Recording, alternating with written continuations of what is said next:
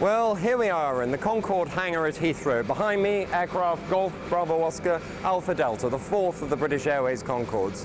And very shortly, this aeroplane will be pushed back and will be towed to the gate at Terminal 4, ready for a very special journey. This is not simply a scheduled flight to New York or even Barbados. This aeroplane is ready for its trip around the world.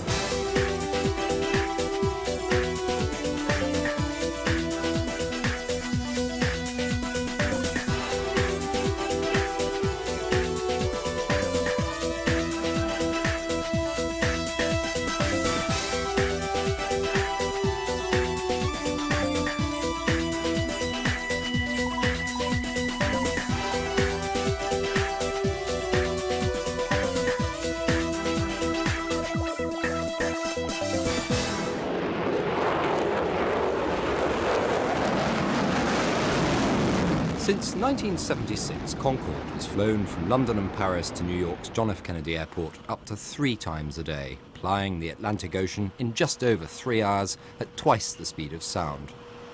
But rarely has this evocative aircraft ventured beyond these shores.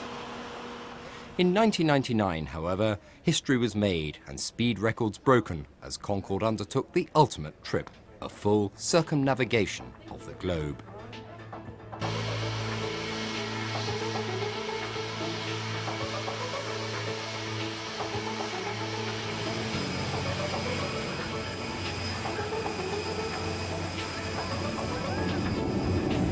Cabin crew, 6 for takeoff, please.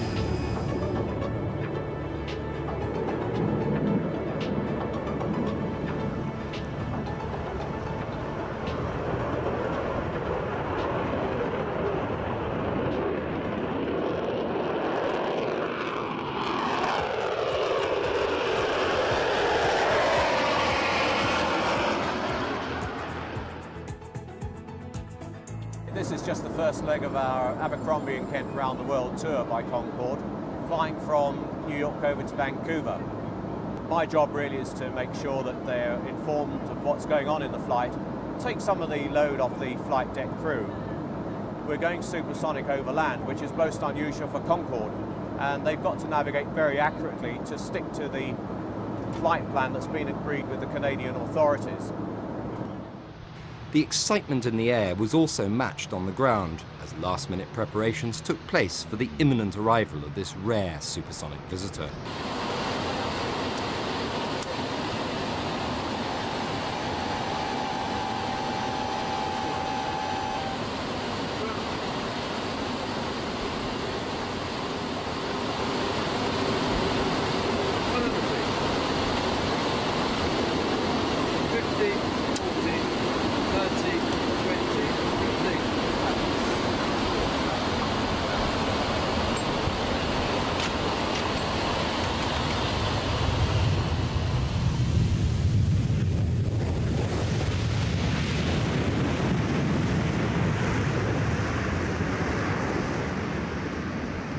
First time it came here was July of 1986 when Maggie Thatcher came on it to open British Week at Expo 86. It was here once last year, so this is actually the 3rd time it's arrived in Vancouver.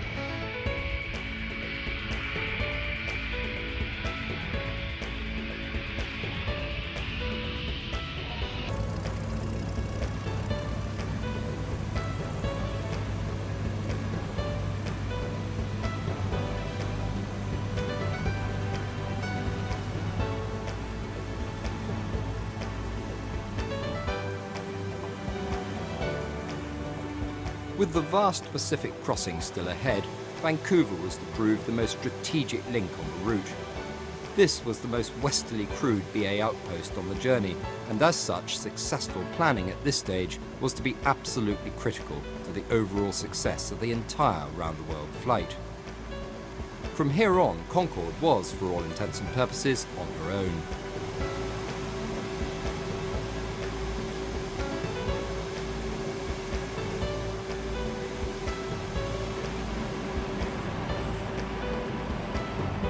Spare parts such as tyres had to be loaded into the rear cabin, and specially trained London-based ground engineers flown out to check every part of the aircraft in fine detail before permission would be granted to allow the flight to depart the 3,000 miles to Hawaii.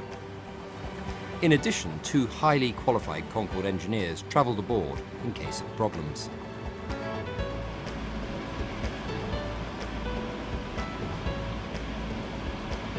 One of Concorde's limitations is range in hot conditions, with each additional kilo of weight reducing distance. With a full payload of passengers, all with 3 weeks' worth of luggage and some heavy spare parts, Captain Jeff Mussett had to make some careful calculations, not just for this section, but for the following 2 as well.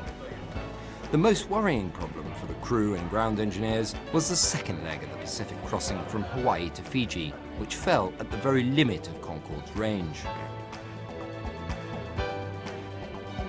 As the new cabin crew, flown out especially from London, prepared for their own trip of a lifetime, the flurry of activity on the ground continued as the minutes ticked away prior to departure.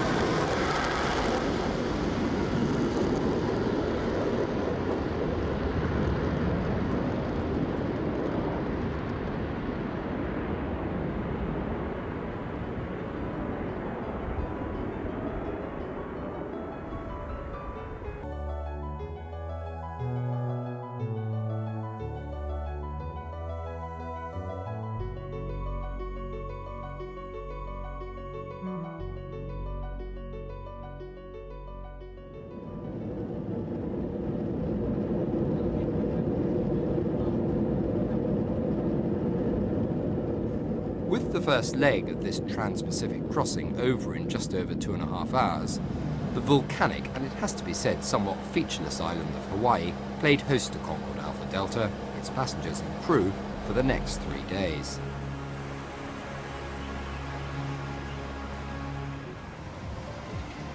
Hawaii's Kona Airport must be one of the most laid-back in America, with open-air departure lounges and an abundance of colourful flowers that made for a pleasant and relaxing atmosphere as passengers waited to depart.